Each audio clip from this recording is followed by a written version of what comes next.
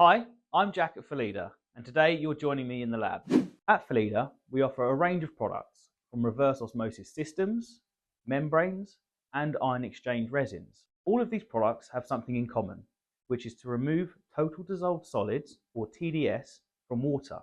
The quickest and easiest way to find out the TDS of your water is to use a TDS meter like this, which can give you a quick and accurate reading of how many total dissolved solids you have in your water. Let me show you how. To use the TDS meter correctly, firstly press the on-off button and check that the digital reading is reading 0. Remove the cap and place the TDS meter into your water.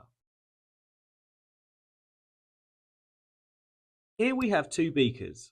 One is filled with tap water and the other is filled with purified water.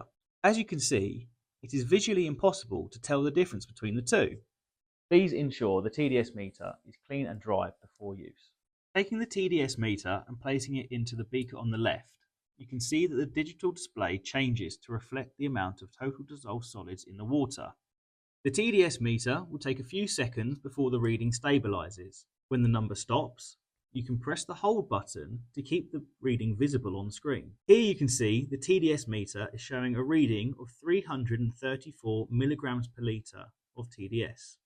Now putting the TDS meter into the other beaker, we can see that the reading is significantly lower at 11 milligrams per litre of TDS.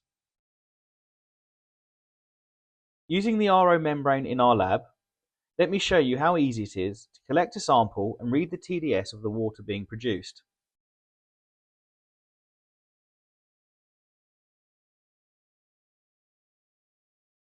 Here you can see the reading taken from the RO membrane.